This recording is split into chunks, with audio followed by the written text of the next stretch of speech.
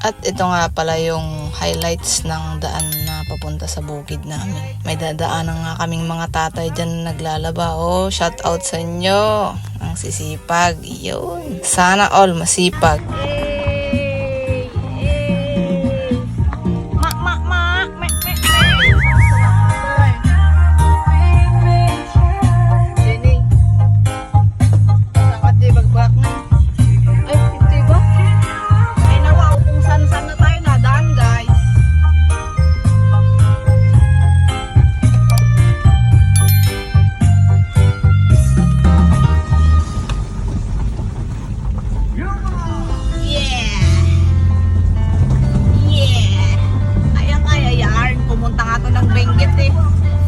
Maulan-ulan kasi kaya yung mga mais na kaganyan lang. Katatakot tuloy yung mga may-ari ng mais na magbilad. Yung maluwang na farm nila dito.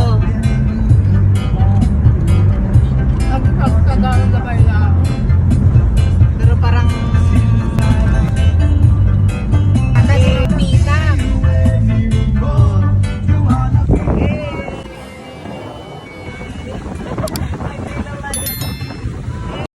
Napakasipag talaga ng mga taga-probinsya. Shout out po sa inyo. Mabuhay po kayong lahat. Mabuhay po tayong lahat na mga farmers. Napakaganda talaga. Ayun, no?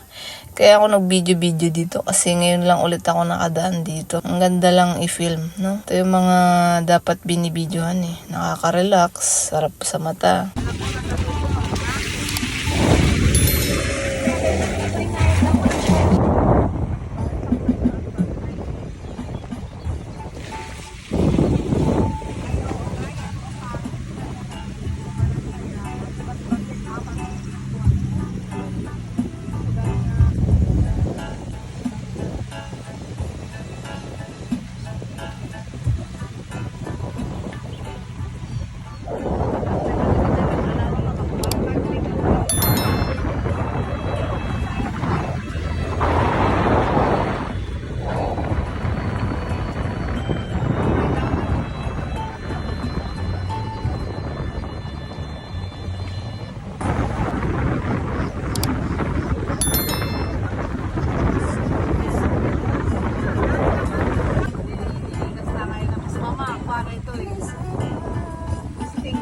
Ay, gasolina rin ito sa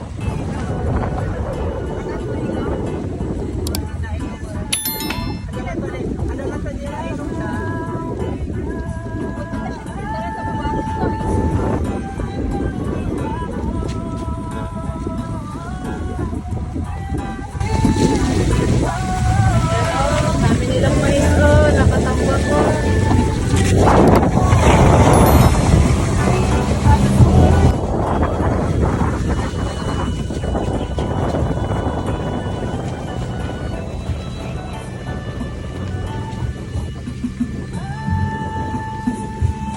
At ito ngay nakarating na kami sa bukid. Ayan, excited yung kapatid ko, siya daw mag-grass cutter. Sige, tirahin mo na para matapos. Tsaka sumunod naman ako. Kasi first time ko lang din mag-grass cutter. Ayan, hindi pa gaanong marunong. Kala ko yung napaka-easy lang. Abay, napakahirap pala kasi yung vibrate nung grass cutter. Tsaka yung niya, medyo mahirap kontrolin. Pero at least nakasurvive ngayong araw. At dito naman, kinokultivate ko din naman yung saging tsaka yung rambutan dyan, banda.